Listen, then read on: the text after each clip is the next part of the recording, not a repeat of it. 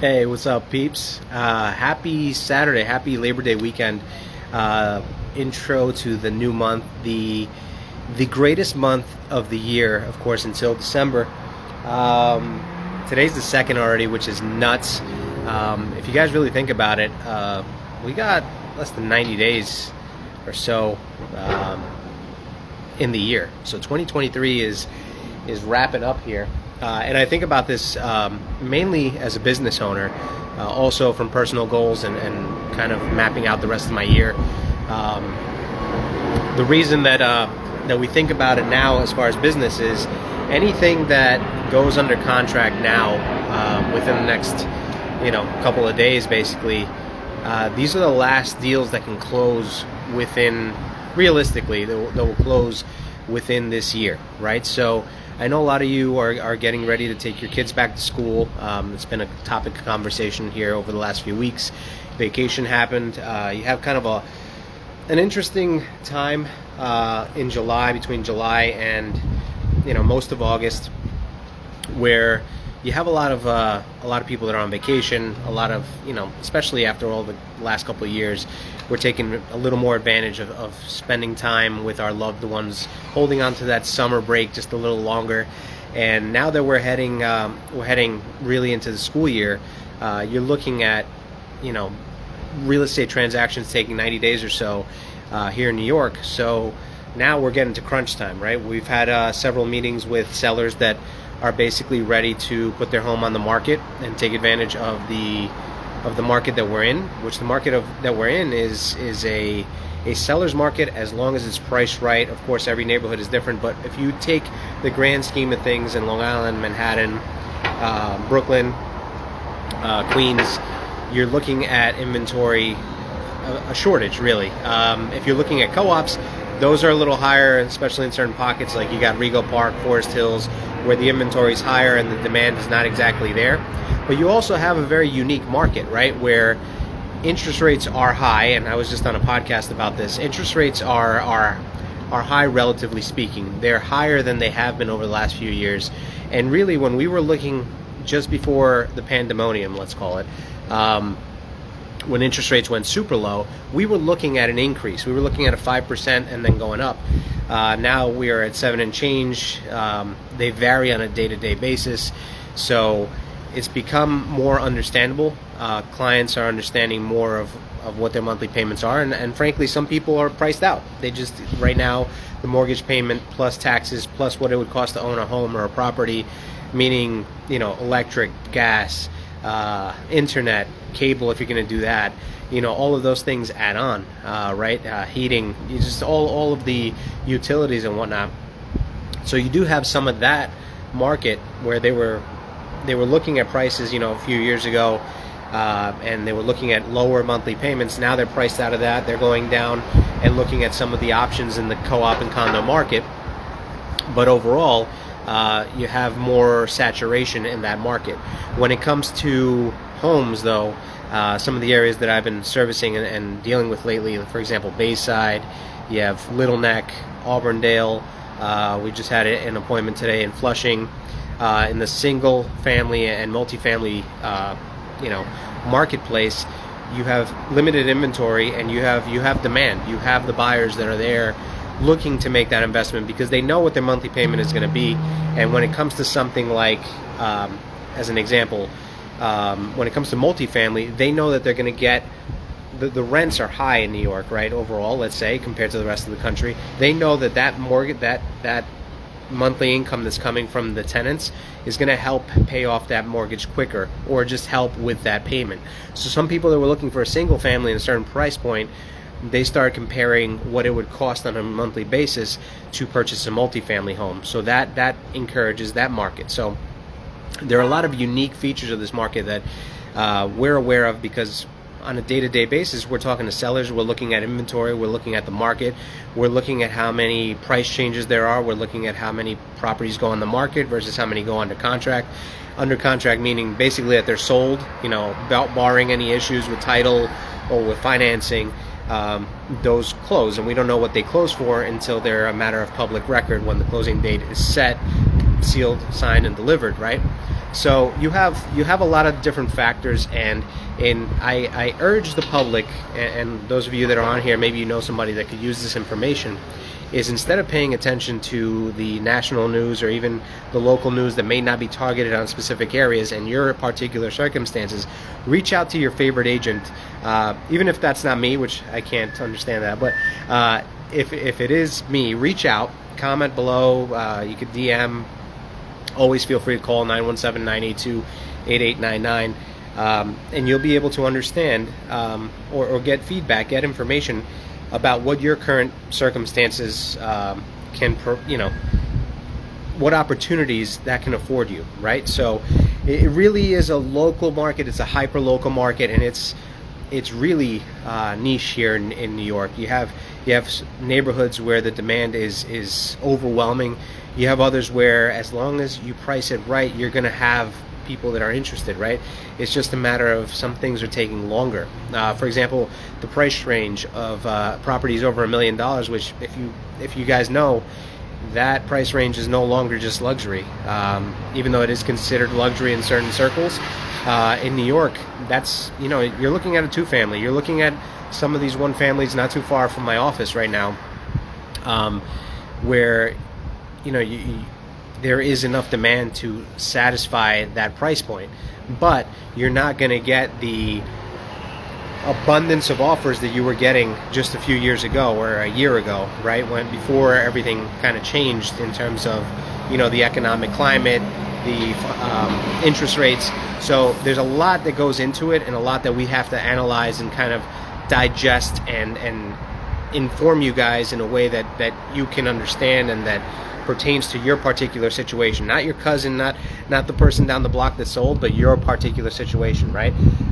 You're looking at not only numbers, you're also looking at terms. We have sellers that need to purchase another property using the proceeds of this sale. So that's a transaction that takes a little more care, where you have to really figure out how to protect them. Of course, using here in New York, we're an attorney state, so you need to have your attorney ready and understanding what your needs are and making sure that we're all on the same page, right? And that's part of our job, is to make sure that everyone is understanding and that all the pieces come together. It is quite an undertaking, and right now it really is a unique market. To each and every one is their individual needs, their wants. It's really an analysis. It's not just a guessing game. It's not just based on certain things. I'm gonna mute this because in a second, if you guys hear it, you're gonna hear some loud fire department action. So give me 1 second.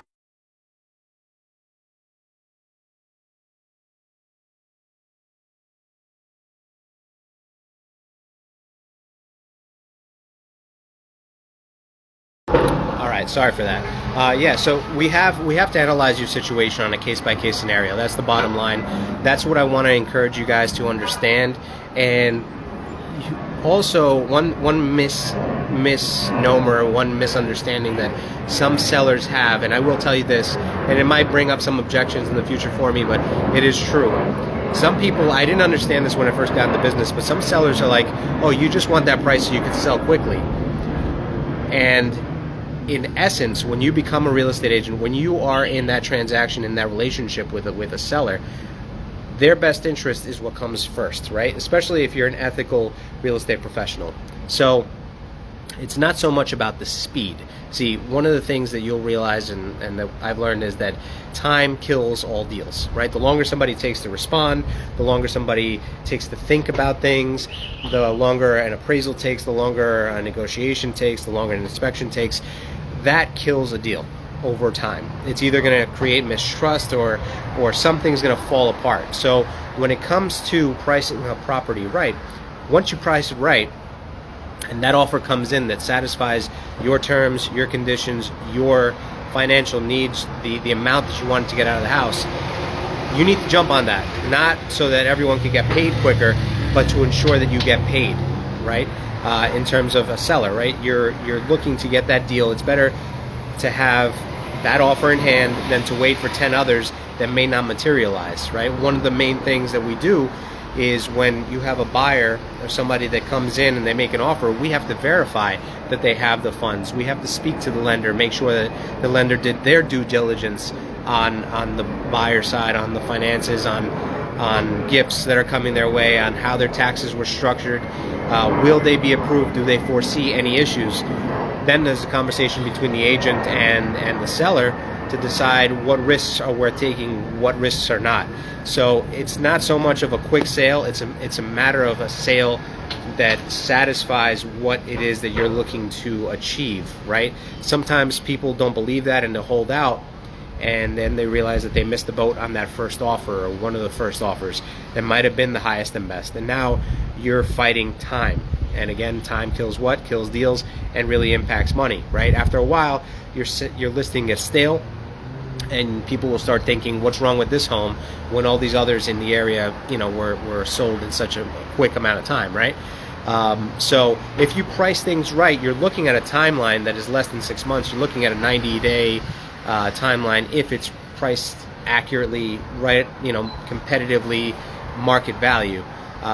So you really have to determine what your goals are, what risks you're willing to take, and that's a conversation not only every decision maker needs to make with each other, but they also need to, or they should, trust their real estate professional, their favorite real estate professional, to really guide them when it comes to that. So I wanted to come on here, number one, because you haven't seen me live for a while, but number two, it's to kind of give you that insight on what is actually happening in the market. Of course, this week I'm going to give you some more numbers and figures. We have August's numbers that we'll be sharing with you guys. We kind of do it on a twice a month basis, right? First through the 15th, then a broad scope of the whole month, so you guys can see what's actually going on in the market. Again, the single family and multifamily, price points and markets are strong as long as you're pricing it correctly, right? And it really is I've learned that it's a science, it's an art to price things correctly, to market it correctly, to filter out the real offers versus investors looking for no reason, versus just looky-loos, versus people that are, a lot of people, for example, in open houses, it's your neighbors. They just want to know, they just want to be nosy, and sometimes they're trying to compare because they're thinking in their head, hey, I want to sell my house in a few months. If you're getting X, then I should be able to get Y because, I updated my kitchen more, or this or that or the other. And that's another question people ask. They ask about what updates should they make in their home. And right now, it really depends. If your house is in good shape, and again, something that you should analyze and also speak to your real estate professional. If your house is in good shape, you shouldn't be updating and renovating and tearing everything out and then investing money in, because let's say you invested $60,000 into a new kitchen, it doesn't necessarily translate into $60,000 or more in additional income from the sale of the property. Sometimes you put 5 or 10 grand in and you can get a return on investment. Sometimes you put that much money in and you're really just spending the money. It's not really a return on that investment. So we have to analyze your situation a little more closely to really understand what the market is guiding us to do, right? Because it's not so much, it's one thing what you believe the property is worth, it's one thing what I believe the property is worth. At the end of the day, the market is what decides what the property is worth, right? And you have to decide if that coincides with what your goals are with the property and with the finances that are going to come from it, right? So it's a very interesting market. I'm having a lot of fun in this market because it does take some knowledge, which I didn't realize so much, because I've been in the market for a while. I've been doing this for a decade, and at the beginning of my career, it was like that, right? You had to really know your numbers. You had to know how to talk to people, your scripts, how to negotiate, how to use psychology and time in the favor of your client. That art was kind of put on hold when all this pandemonium was happening, and you had people that, you came into the business and they were selling left and right just because they knew a couple of people, and you didn't really have to market the property. You didn't have to do open houses. You didn't have to go online and market the property. It was gone, Now you have to put a little more effort into it. You have to actually, show your value as a real estate agent. You have to be ready for a deal to fall through, what to do, who to reach out to, How can you save the deal? Is the deal salvageable? There's just a lot of it, and in all honesty, I know that a lot of people get all worked up about it and they get all nervous, and it drains a lot of people. I live for that stuff. I love problem solving. I love being able to help people and having them win when things were against the odds, when you feel like there was no way that this was going to work out, when things seem very dire, and then one phone call, not to toot my own horn, but one phone call kind of changes everything because I knew who to call. It's like that meme that I see online where there was this guy that was hired to fix the engine of a ship, right? And all these engineers and everybody came to try to fix it. They did all types of stuff to try to make it turn on, to try to make it work, and just nobody. So they found this one specialist who was in the business for like 40 years. And he came in and he looked at the engine and he took a little hammer and he hit it in just the right place. And then, they asked him how much he charged, and it was a serious, it was a tremendous fee. It was more than anybody else would be charging. And they were like, all you did was hit it with a hammer. That's not worth it. And the engineer, the person that did it, goes, you're not paying for just the hitting the engine with the hammer. You're paying because you're paying for the knowledge of where to hit the engine, right? So you're looking for that specialist that, regardless if it looks effortless, that's kind of part of what we need to show is it is effortless based on our experience and based on the problem-solving skills that we've learned over time. That is what you pay for, right?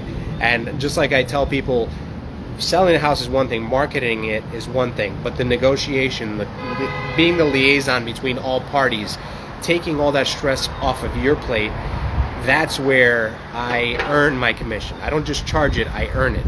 And all the agents that are top notch in this business, that is how they approach the game. They earn it because they're able to problem solve. They have the skills to give you that satisfaction at the end of the day, right? So it's I'm loving every minute of it. Between prospecting, which is reaching out and getting new business acquisition, to converting, to having people come to the office and meeting me here so that I can tell them face to face whether what they want is feasible or not. Going to houses, meeting sellers, understanding what the house meant to them, the stories, the history, all that stuff. Love that, because part of the reason I love this business is being able to be part of the story. I love the idea of being able to sell a home to a first-time homeowner, so that I know that their kids, the first steps, the first bike riding, the learning how to do this, all the homework, the late nights, all that stuff, that's all part of the story that I helped to kind of create in a way, just by helping them find their home. A house and home are two very different things, right? And yes, I've dealt with properties that are just about numbers, but the story is what I live for, and it's been very rewarding to see that work and that experience and just the problems that I've faced over the years benefit others. I finally understand what that means, what that feels like.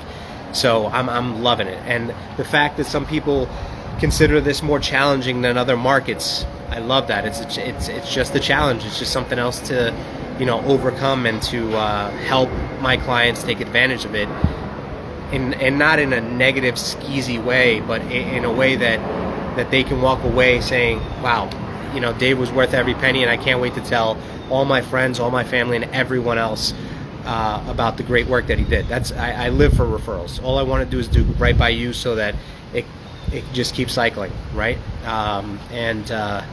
Yeah, I'm way more inspired today than I thought I was going to be on this one. But I guess that's what September is bringing. Just a lot of self-reflection and a thought process, not only on my life but also on the business and on why I enjoy doing this on a day-to-day basis. It's pretty rewarding. It's not easy work, but it's worth the blood, sweat, and tears if done right. Just like in every business, I know some people have had terrible experiences with agents. I get it. I deal with agents on a daily basis. I know we're not all great. not even going to sugarcoat that. But just like every other business, every other professional there are doctors that are good, there are lawyers that are great, there are carpenters that are great, contractors, painters, so on and so forth, and those that aren't, and a lot of times you do get what you pay for, and other times it's just a matter of why I like meeting people, why I provide content on here. I want you guys to know me, to know the type of service that I provide, and to be able to trust me before you even have to trust me, right? I value being able to sleep well at night and do the right thing, and do the right thing by my clients, knowing that they can sleep at night. So I think we've had enough of my rant today, but it's coming from the heart, if you can't tell, right? So listen, if you guys need any help with real estate, whether it's a question, whether it's estate planning, whether it's actual components of the home, things going wrong in the house, I can try to connect you with some of the best in the industry. It's easy. We have a list of preferred vendors. It's not easy to get on the list. You have to provide good value, and if you guys know contractors, painters, all that have done a great job by you, please share them with me. I love to add to the list. Like I said, it's not easy to get on the list, but it is very easy to get off. So if I have a vendor that I provided and they're not doing right by you, you didn't enjoy it, I'll have a conversation. I'll see if it can be fixed, and if it can't, then that's the last time that person gets recommended. It's a reflection to me, it's a reflection on my clients, and I'm not about to allow somebody else's lack of something to impact that relationship, but I do try to point you guys in the right direction when it comes to some of the best in the business, whether it's getting a loan to get or pre-approved, decide maybe I can't afford it yet, maybe there are certain things that I need to do, maybe that price point, maybe right now you don't qualify for a certain price point. Well, what do you have to do financially to get prepared to qualify for that down the road? I have a couple of people who maybe their credit was not fantastic or isn't, so I partnered them up with a lender who has a program to help them build their credit, understand what they have to do, what steps to take to be able to become a homeowner in the future. So those are services that I truly value, and those are the partnerships that I value. It's not just who can I get a deal done with today, $1 today. It's a long-term play. I plan on staying this for the rest of my working days, like you guys can tell, I enjoy it, and I enjoy problem solving, I enjoy helping people, and this provides a platform for all of those things.